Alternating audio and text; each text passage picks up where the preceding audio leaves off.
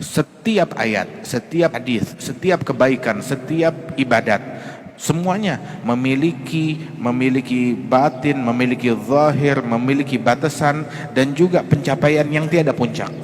وذكر لنا المثال بكلمة التوحيد لا إله إلا الله. Disebutkan permisalan kita mengucapkan kalimat tauhid, kalimat la ilaha illallah.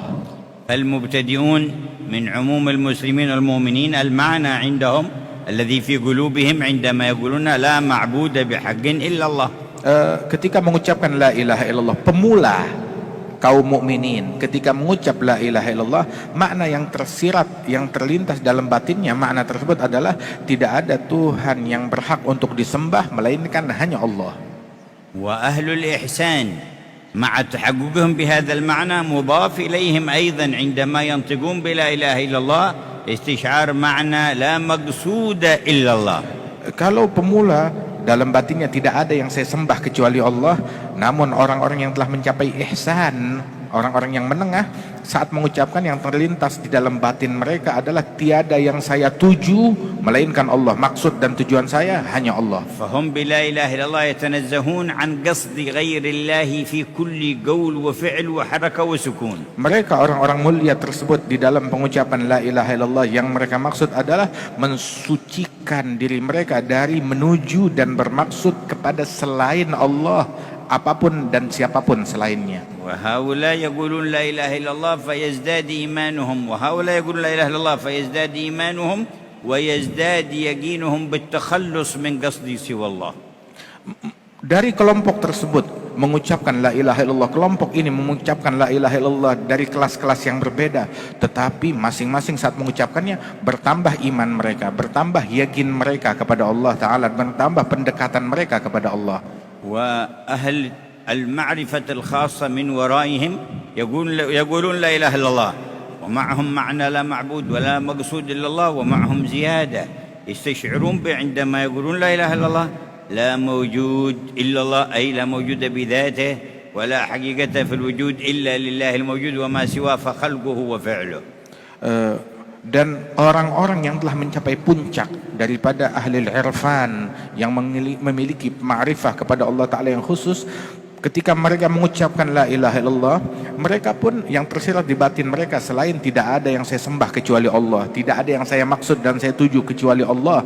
Dan juga ada hal yang ketiga, tidak ada yang ada pada hakikatnya ini melainkan hanya Allah Ta'ala, yakni keberadaan yang hakiki adalah milik Allah Subhanahu wa Ta'ala, keberadaan yang terdahulu, keberadaan yang abadi, yang tiada awal, yang tiada akhir. Bahkan di dalam sifat, di dalam perbuatan enggak ada melainkan hanya Allah Subhanahu wa Ta'ala. فنحن والأرض والسماء وما بينها لم تكن موجودة وهي حادثة فوجودها حدث بإيجاد الله تعالى وكلها تقبل العدم فأين الوجود الحقيقي لله وحده. Dan kita semua dan juga langit dan bumi dahulu tidak ada, namun diadakan oleh Allah Subhanahu wa Ta'ala. Allah yang mengadakan kita semuanya, maka keberadaan kita adalah dengan diwujudkan oleh Allah Ta'ala, tapi wujud yang hakiki hanyalah milik Allah Subhanahu wa Ta'ala. وأهل هذه المرتبة العالية يغوصون في معنى لا موجود إلا الله فيستقر في قلوبهم نور الشهود الذي قال عنه زين الوجود أصدق كلمة قالها الشاعر كلمة لبيد ألا كل شيء ما خلا الله باطله فيحدث عندهم معنى لا إله إلا الله لا مشهود إلا الله. Dan orang-orang yang telah mencapai pencapaian ini, mereka menyelami ma'rifah dan hakikat tersebut dengan nur yang memenuhi hati mereka dan kesaksian di dalam hati mereka, hingga mereka mencapai pencapaian seperti yang dikatakan oleh Nabi Muhammad SAW. Sebenar-benarnya kalimat yang pernah diucapkan seorang penyair adalah kalimatnya Labid yang berkata, ketahuilah bahwasanya segala sesuatu selain Allah adalah akan sirna, sia-sia dan batil dan akan menjadi ketiadaan. وكلنا نقول لا إله إلا الله ولكن في أي المراتب كل واحد منا. Kita semua berucap la ilaha illallah, tetapi kita mengucapkannya dalam martabat dan kelas yang mana? بكثرة تكريرها مع الحضور يرتقي الإنسان في هذه المراتب. Dengan banyak mengulang-ulangnya disertai pemahaman dan kekhusyuan, dia akan mencapai pencapaian yang tinggi, akan menapaki, menanjak kepada tangga-tangga pengenalan kepada Allah yang lebih tinggi. وبتلقيها عن المتحققين بها يسهل العبور إلى الارتقاء في مراتبها. Dan dengan menerimanya kalimat tersebut kepada orang-orang yang telah mencapai hakikatnya, maka akan lebih mudah bagi orang itu, bagi muslim itu, untuk menapaki, menjajaki peringkat-peringkat pengenalannya. وأعظم من قالها من الخلق وأعلى من تحقق بها رسول الله محمد صلى الله عليه وسلم. Dan makhluk yang paling teragung di dalam mengucapkan kalimat ini dan mencapai hakikatnya yang tertinggi adalah Nabi kita, Nabi Muhammad sallallahu alaihi wasallam. خصه الله تعالى بتحقيق علمها وقال في القرآن فاعلم أنه لا إله إلا الله. Allah Ta'ala memberikan hakikat ilmu la ilaha illallah kepada Nabi Muhammad, hingga Allah mengatakan kepada Nabi Muhammad, fa'lam, wahai Muhammad ketahuilah bahwasanya la ilaha illallah, diajarkan saat itu oleh Allah Ta'ala. وتلقاها عنه الصحابة فهم أولى الأمة بالتحقق بها لأنهم أخذوها من لسان أعظم متحقق بها. Dan para sahabat Rasulullah, mereka talaqi langsung kalimat ini dari Nabi Muhammad yang merupakan pakar yang paling ahli di antara semua makhluk akan kalimat ini, maka sehingga para sahabat yang bertalaqi dari sumbernya, mereka menjadi pakar-pakar yang paling mengerti di antara umat ini akan kalimat la ilaha illallah. وروى الإمام أحمد في مسنده أن رسول الله صلى الله عليه وسلم كان عنده مجموعة من أصحابه فقال هل فيكم غيركم يعني من أهل الشرك واليهود قالوا لا فأمرهم أن يرفعوا أيديهم ويقولوا لا إله إلا الله فلقنهم إياها 3 مرات فلما قالوها قال إن الله قد غفر لكم. Diriwayatkan oleh Imam Ahmad di dalam musnad beliau bahwasanya Nabi Muhammad sedang duduk bersama para sahabat.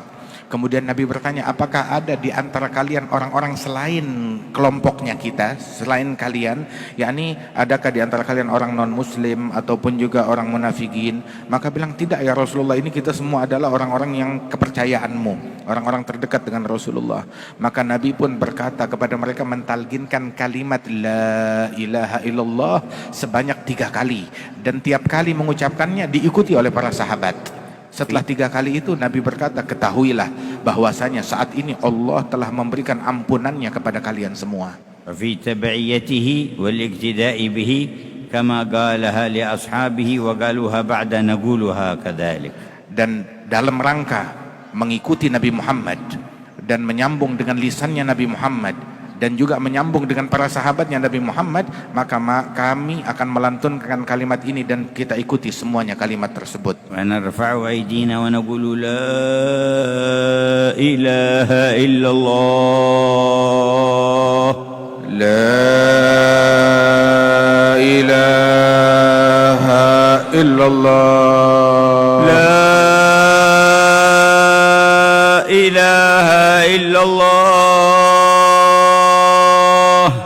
لا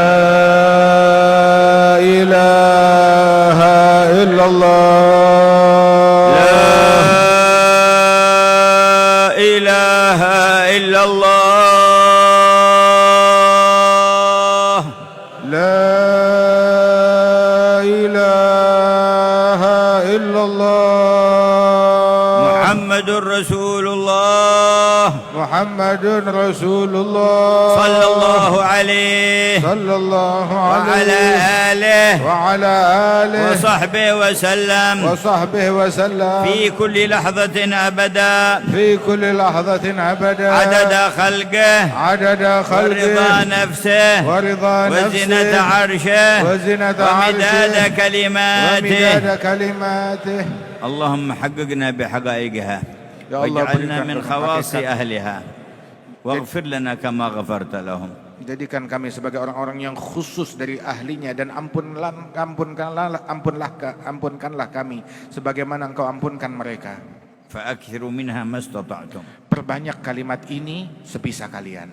وجاءنا في الحديث النبي صلى الله عليه وسلم قال: من قال لا إله إلا الله الملك الحق المبين في كل يوم 100 مرة كانت له أمانة من الفقر وأنسا من وحشة القبر واستفتح بها باب الغنى واستقرع بها باب الجنة. Disebutkan di dalam riwayat, barang siapa yang mengucap la ilaha illallah al-malikul haqqul mubin, ditambahkan al-malikul haqqul mubin, la ilaha illallah al-malikul haqqul mubin, setiap hari 100 kali, maka kalimat itu menjadi penyebab orang tersebut memberikan keamanan bagi orang tersebut dari segala keburukan, aman daripada kefakiran, dan juga diberikan ketentraman ketika dia dimakamkan dalam kuburannya, kedamaian dan pendampingan, dan juga dibukakan pintu kekayaan oleh Allah Subhanahu wa taala dan ditutup pintu kemelaratan.